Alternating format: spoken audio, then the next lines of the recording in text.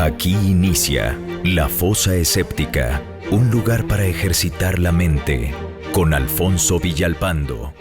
Hola amigos de La Fosa Escéptica. Uno de los aspectos más absurdos y tétricos de todos a los que ya nos tiene acostumbrados esa organización criminal conocida como Iglesia Católica, y que además se sienten muy orgullosos de ello, es el de tener entre sus filas a los santos incorruptos, que aunque por el nombre uno podría suponer que se trata de un grupo de rock, ¿verdad?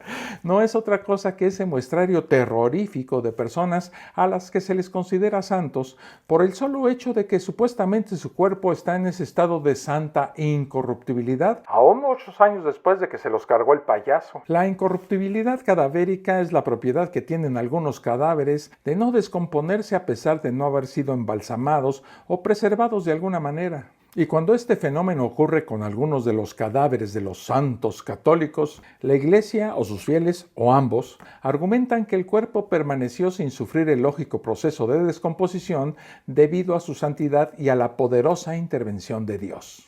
Entonces, el cadáver incorrupto de algún santo, de algún beato, de alguna monja o incluso de gente común y corriente es visto como un portentoso milagro divino, y para adorarlo suelen adornar iglesias y santuarios donde estos cuerpos son exhibidos abiertamente para el deleite de chicos y grandes. Todos fieles, y para provocar el asco y el asombro de todos los que vemos en este show, solo un espectáculo macabro. Y les sugiero que se queden hasta el final de este video, porque les voy a hablar un poco de un muchacho llamado Carlo Acutis, un joven que ya fue beatificado y próximamente lo van a convertir en santo. Su cuerpo, supuestamente incorrupto, es una pieza clave para entender todos estos fenómenos fraudulentos con los que la Iglesia Católica mantiene domados a sus borregos. Pero les puedo adelantar que a este muchacho, que tristemente murió de leucemia muy joven, se le achacan dos supuestos milagros que realizó, como podrían imaginarse, pues después de que murió. De esta parte de la parafernalia católica hablaré en este video. Pero antes les recuerdo suscribirse al canal y activar las notificaciones, y los invito a nuestro grupo de Facebook. En la descripción de este video les dejo la liga para que lo puedan hacer. Dicho lo anterior, a lo que vinimos. Evidentemente que el interés de la Iglesia Católica al exhibir cadáveres es muy claro. Son milagros visibles que ayudan a fomentar el fanatismo religioso.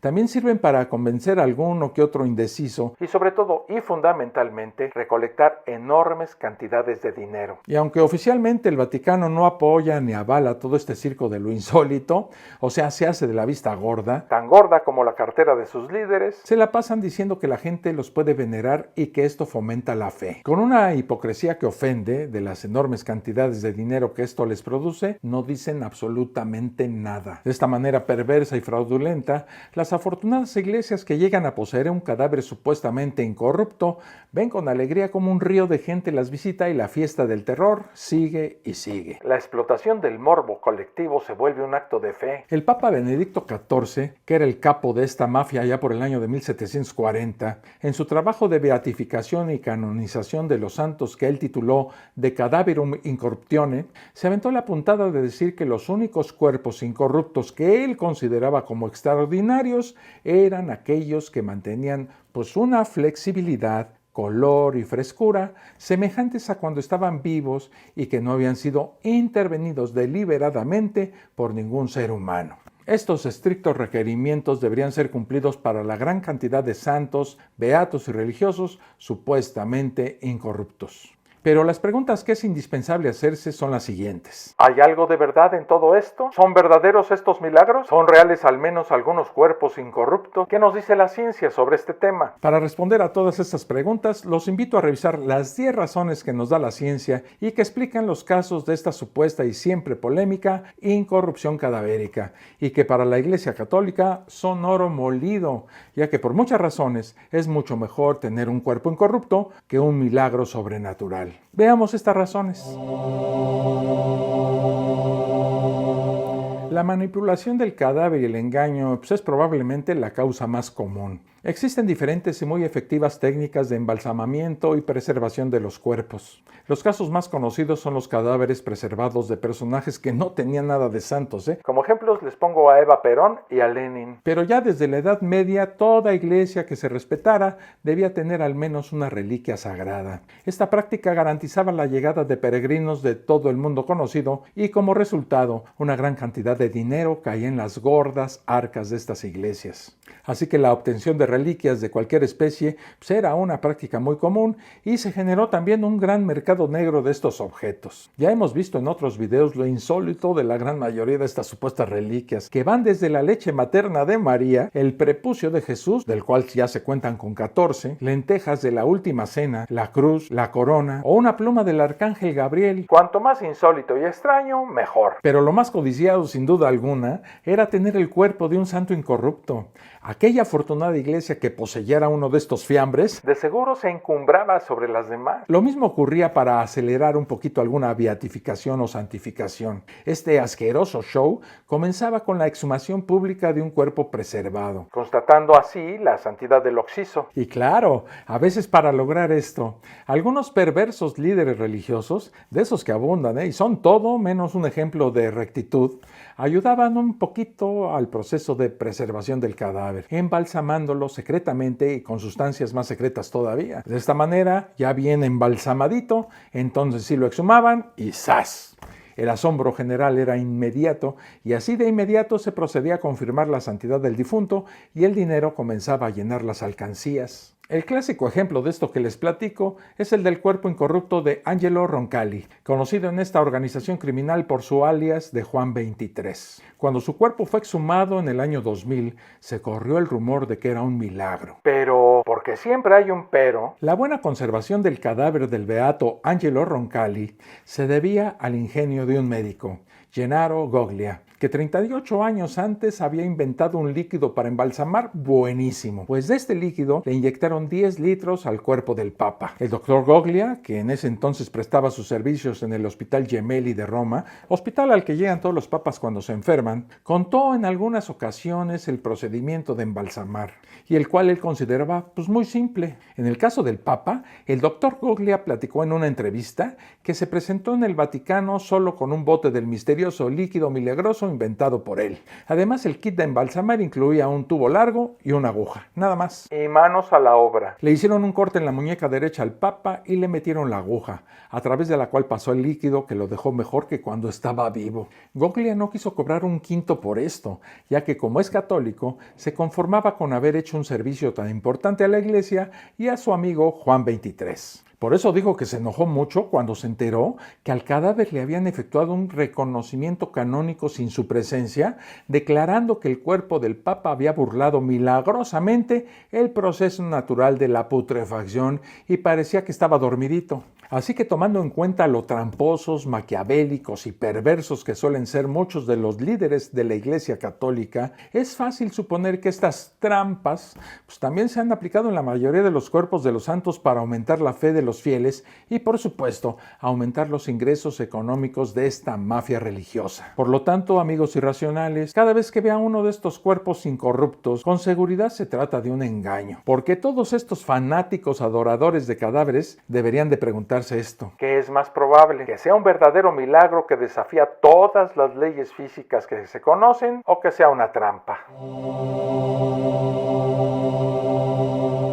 A veces ocurre que sin intención de fabricar un cuerpo incorrupto, un cadáver era embalsamado y muchos años después los registros de dicho procedimiento, si es que alguna vez los hubo, se perdían con el pasar del tiempo. Y de esta manera, al ser exhumado el cuerpo, se veía con asombro que estaba tan fresco como una lechuga, como si apenas hubiera estirado la pata. Este es simplemente un error involuntario que es malinterpretado y cuyo resultado trae al mundo un nuevo santo listo para ser venerado y, por supuesto, se convierte en una nueva fuente de ingresos. Un ejemplo clásico de esto es la historia de Santa Margarita de Cortona. Ella es una santa cuyo cuerpo ha permanecido incorrupto durante más de 700 años, lo que la ha convertido en todo un fenómeno sobrenatural y es venerada por millones de personas. Sin embargo, un reciente examen forense encargado por la misma Iglesia Católica y descrito en la edición del junio del 2001 en la revista Discover reveló toda la verdad detrás del supuesto milagro. En la revista podemos leer lo siguiente. A medida que Fulcheri levantó suavemente el dobladillo del vestido, todos los presentes comenzaron a murmurar, y se pudieron ver varias lesiones a lo largo de sus muslos, y cortes más profundos a lo largo del pecho y el abdomen, claramente realizados post-mortem. Las incisiones habían sido cosidas con un grueso hilo negro. ¿A qué conclusión podemos llegar? Que el cuerpo de la santa había sido momificado artificialmente. Los patólogos que examinaron el cuerpo de Margarita descubrieron los registros eclesiásticos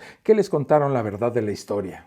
Las personas del pueblo habían pedido a la iglesia que embalsamaran a Margarita después de su muerte, lo cual se hizo bastante bien, por supuesto. El problema fue que las actas de este procedimiento se perdieron y con el tiempo la gente empezó a olvidar las circunstancias de su preservación y simplemente comenzó a asumir que se trataba de un milagro. Así es, amigos religiosos, tras el descubrimiento de este registro, uno hubiera esperado que el Vaticano retirara a esta santa del Museo de lo Insólito que ellos se habían fabricado, ¿no? Pero nada. Ni una sola palabra. La santa sigue venerándose, le siguen pidiendo su intervención y por supuesto le siguen dejando dinero. ¿Cuántos santos no tendrán una historia parecida a la de esta señora? ¿Qué es más probable? ¿Que sea un verdadero milagro o que sea un olvido y pérdida de registros legales? Creo que la respuesta es obvia, pero la ciencia ha demostrado que existen causas muy naturales y que explican definitivamente la causa natural de preservación en todos los casos. Pero los atarantados religiosos manipulados al máximo ven solo la intervención de este invisible Dios y santidad. ¿Qué les parece si vamos a echarle una rápida mirada a algunos de estos procesos que, repito, son naturales? La saponificación no es, como muchos aseguran, la momificación de un cuerpo usando sapos. No. Este es un proceso de preservación natural que llega a ocurrir en algunas ocasiones, existiendo varias sensatas y científicas explicaciones sobre cómo es que ocurre este fenómeno. La saponificación, también conocida como adiposera, es un proceso de transformación del cadáver que consiste en el cambio químico que presenta la grasa corporal al convertirse por hidrólisis en un compuesto similar al jabón. Se forma una coraza grasa, muy viscosa y húmeda, pero después de haberse secado al aire adquiere una consistencia dura, granulosa y de un color gris blanquecino. Esto no creo que sea un espectáculo que atraiga a muchas personas, ¿verdad? Ya que es un producto de la putrefacción de cadáveres sumergidos en agua o sepultados en un terreno muy húmedo. La saponificación del cadáver tiene lugar desde el exterior al interior, rodeando el tronco y extremidades del esqueleto. Pero ocurre algo curioso, ¿eh? Los órganos internos apenas sufren este proceso, por lo que siguen pudriéndose. Se requieren de 3 a 12 meses para la saponificación de un cuerpo. En algunas ocasiones este curioso proceso ha posibilitado la identificación del cadáver y la determinación de las causas de la muerte, sobre todo en estrangulamientos y heridas por arma blanca. Y la espantosa muerte producida por escuchar música de J Balvin. Cuando este proceso ha concluido, el cadáver presenta una apariencia como de cera, como si hubiera sido fabricado en un museo. Pero hay que dejar algo bien claro, ¿eh? Este proceso es completamente natural y ningún dios ha intervenido. Y vuelvo a hacerles la misma pregunta. ¿Qué es más probable? ¿Que sea un verdadero milagro o que sea un proceso de saponificación cadavérica? La respuesta, amigos religiosos, vuelve a ser obvia. Otra opción bastante plausible es que bajo ciertas condiciones ambientales el cuerpo se momifique naturalmente.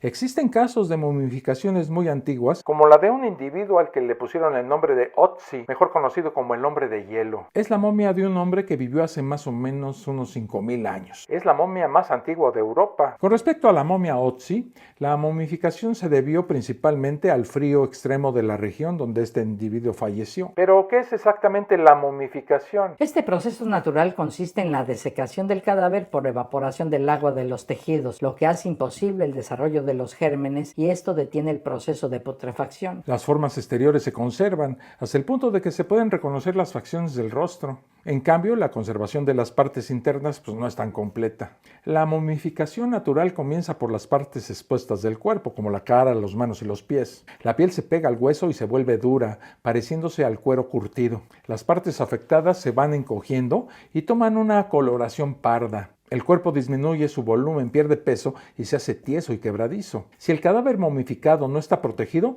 se va desmoronando por la erosión ambiental. Pero si está protegido, puede mantenerse preservado durante muchos años. Como la foto que estamos viendo en este momento. Esta es lo que se llama una momia viviente. Y créanlo o no, todavía habla y se mueve. El cadáver de un santo incorrupto que ya no se ve tan bonito, pero insisten en llamarlo incorrupto, puede ser simplemente una momia que se preservó bajo ciertas condiciones de humedad, temperatura y química, y que la iglesia la vende como un santo milagroso. Y otra vez, en este caso, les hago la misma pregunta. ¿Qué es más probable? ¿Que sea un verdadero milagro o que sea un proceso de momificación cadavérica? Ya no les voy a decir que la respuesta es obvia, pero sí, la respuesta es obvia. Algunos expertos, erróneamente, definen el proceso de corificación como ese en el cual el cuerpo es sometido a escuchar el coro de los niños cantores de Viena. Pero se equivocan, ¿eh? La corificación es un bloqueo de la putrefacción de un cadáver cuando es introducido en un ataúd perfectamente sellado. En ausencia de oxígeno, pues es imposible el desarrollo de ciertas bacterias de la putrefacción y los tejidos orgánicos quedan conservados con un aspecto semejante al cuero. Este proceso natural generalmente ocurre en los cadáveres que son introducidos en ataúdes de zinc o plomo cerrados herméticamente con soldadura. La putrefacción en estos cadáveres es detenida por la misma carencia de oxígeno y se caracteriza porque la piel del cadáver adquiere un interesante color grisáceo y lo que provoca la consistencia típica del cuero recién curtido. Se trataría de una especie de embalsamamiento natural que solo tiene lugar en el especial ambiente hermético en el que el cadáver se encuentra. Es una especie de mezcla entre momificación y saponificación, y algunos expertos consideran que es un paso previo o incompleto al fenómeno de la saponificación. Entonces, amigos y atarantados creyentes en los santos artificiales, les hago la misma pregunta. ¿Qué es más probable? ¿Que sea un verdadero milagro o que sea un proceso de corificación cadavérica? Adivinaron, la respuesta vuelve a ser obvia. La momificación por congelamiento ocurre por una baja temperatura ambiental y hace que un cadáver se preserve con pocas variaciones importantes. El frío intenso y prolongado puede causar una conservación del cadáver prácticamente indefinida. La momificación es casi perfecta, el cuerpo apenas sufre alteraciones y su identificación suele ser sencilla. Pero una vez que se produce el descongelamiento, los fenómenos cadavéricos muestran un curso aceleradísimo, así que les aconsejo que si encuentran un cadáver en este estado, le hagan la autopsia de inmediato. Obviamente estos casos solo ocurren con personas que viven en lugares con muy baja temperatura. La pregunta vuelve a ser evidente. ¿Qué es más probable? ¿Que sea un proceso natural de congelamiento o que sea un milagro? Otra respuesta obvia. En otras ocasiones, la influencia del tipo de dieta en el proceso de preservación cadavérica es innegable. Ya se ha visto en el caso de monjes que viven apartados de la sociedad y que tienen dietas muy específicas y escasas, que hacen constantes ayunos, con lo cual sus cuerpos después de morir son más resistentes a la descomposición. La abstinencia de comida y bebida favorece que el cuerpo no se degrade del modo en que lo haría en circunstancias normales, porque se produce una notable disminución del metabolismo y del desgaste celular. La gran mayoría de estos santos vivieron con dietas muy limitadas y en constantes ayunos y sacrificios alimenticios, que era para algunos de ellos una demostración de pureza. El evitar comer o ingerir sustancias dañinas al organismo, como los tacos de puestos callejeros o alcohol adulterado, que es tan común para algunos de nosotros, para ellos era prohibido, pues debían purificar su alma, y esto provocaba que al morir sus cuerpos no presentaran una putrefacción inmediata. Así que la pregunta se impone. ¿Qué es más probable? ¿Que sea un verdadero milagro o que sea una disminución de la degradación celular producida por dietas específicas?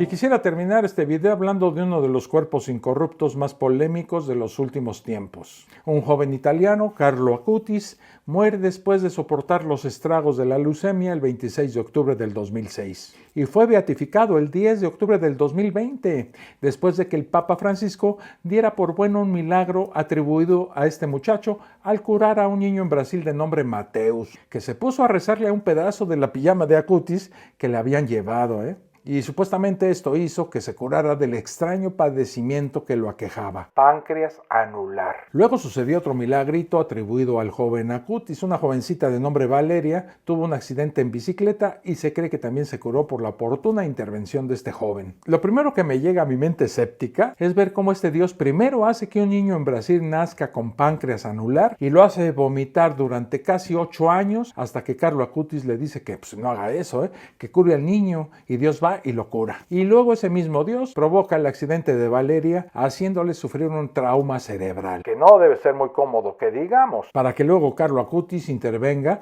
y haga que Dios cambie su plan divino curando a esa joven. En fin, creo que hay más preguntas que respuestas. Respuestas que no obtendremos de la Iglesia Católica, que está siempre sedienta de nuevos santos. Y qué mejor que un joven millennial, ¿no? Cuyo cuerpo es usado como carnada para que otros jóvenes se integren a su borregada. Pero regresando a este caso de Carlo Acutis, parte del proceso de beatificación es exhumar y autentificar los restos del candidato a la santidad, como efectivamente se hizo con el cadáver de este joven italiano. El Vaticano tiene un protocolo específico de cómo se debe manejar un cadáver. Dicha instrucción es del año 2017 y se le llama Reliquias en la Iglesia, Autenticidad y Conservación. En el caso del cadáver de este joven, su cuerpo fue exhumado el 24 de enero del 2019, 13 años después de su muerte. Aquí viene lo interesante. La Agencia Católica de Noticias informó que una portavoz de la beatificación de Acutis dijo que el cuerpo entero estaba presente, pero no incorrupto. Un cuerpo que durante los años de su entierro en Asís ya había pasado por el proceso normal de descomposición. Por su parte, el padre Carlos Acacio Goncalves Ferreira, rector del santuario donde se encuentra la tumba de Acutis, dijo esto. El cuerpo del niño se descubrió completamente íntegro, no intacto, sino íntegro, con todos sus órganos, y solo se le hizo un arreglo facial. Lo que asombra de esta declaración es que haya afirmado que se le realizó una intervención en el rostro. Efectivamente eso pasó, pero al cadáver no se le hizo una pequeña intervención en el rostro, no. Al muchacho se le hizo toda una máscara de silicón que respetaba sus facciones originales. Pero pues es al fin de cuentas una máscara, ¿no? Las imágenes de Carlo Acutis, que circulan por todas las redes sociales, son del 1 de octubre del 2020, cuando se abrió su tumba para exponer su cuerpo a la veneración de la gente como parte de los hechos previos a su beatificación. Son imágenes que muestran su rostro reconstruido a la perfección, lo que aumentó la especulación y la confusión, ya que en diversos periódicos y redes sociales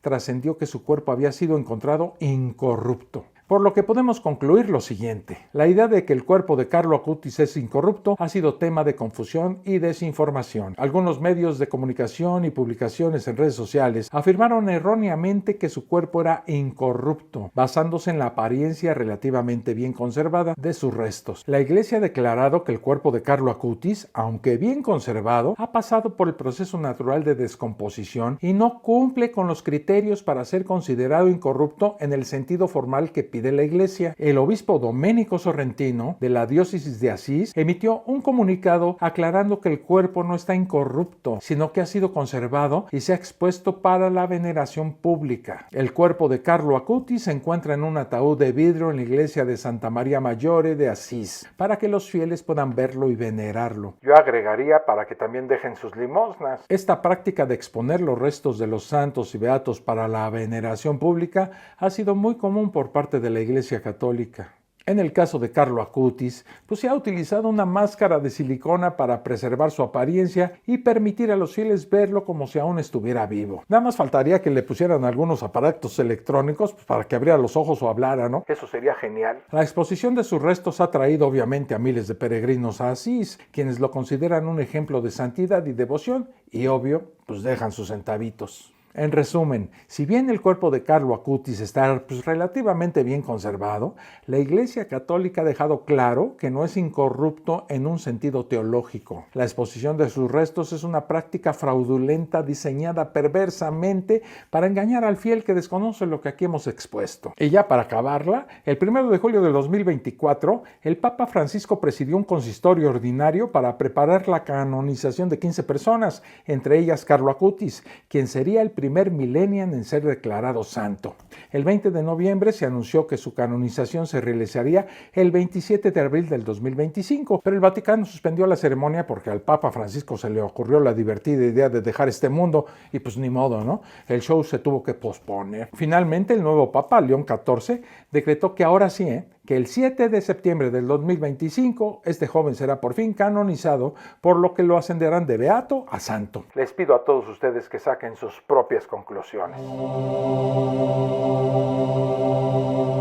Todo Todo esto de los cuerpos incorruptos es una burda mentira descarada. A veces los mafiosos del Vaticano están tan desesperados por vendernos un santo que simplemente dicen que el cadáver está en perfecto estado de conservación, pero es exhibido completamente cubierto, disfrazado con máscaras de cera y demás parafernalia. Un ejemplo clásico de este tipo de manipulación es el de Santa Bernardita, una de las más famosas santas incorruptas. Supuestamente los médicos no podían cerrar la bocota del asombro al ver un cuerpo conservado impecablemente tras 50 años de muerta. Sin embargo, cuando se estaba preparando su cuerpo para ser exhibido, se tomó la decisión de cubrir su cara y las manos con un baño de cera. Lo que ven ahora los fieles es cera, no piel. La excusa ofrecida por la mafia vaticana está de risa loca. Dicen que la máscara de cera se colocó para cubrir una leve decoloración en la piel de la cara, pero no explican por qué una ligera decoloración en la piel haya requerido todo un baño de cera para todo el rostro y las manos. Y claro, evidentemente sería un sacrilegio investigar si de verdad está incorrupto. Además que la iglesia lo tiene prohibidísimo bajo pena de blasfemia y de la excomunión. En otras ocasiones nos presentan un santo que está disque perfectamente preservado, cuando a simple vista que está más podrido que el trasero de Alejandra Guzmán. A veces la desesperación es tan grande que simplemente mienten abiertamente y siempre hay alguien que se va a tragar semejante melón. Amigos e irracionales adoradores de máscaras de cera, por última vez les hago esta pregunta. ¿Qué es más probable? ¿Que sea un verdadero milagro o que sea una típica manipulación y mentira de alguno de los líderes católicos que buscan más santos, más devotos, más poder y más dinero? Contesten sin miedo. La verdad no hace daño. Por mi parte, creo que es todo lo que tengo que decir al respecto. Así que podéis ir en paz, que este video ha terminado.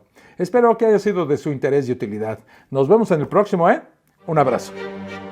Esto fue La Fosa Escéptica, un lugar para ejercitar la mente, con Alfonso Villalpando.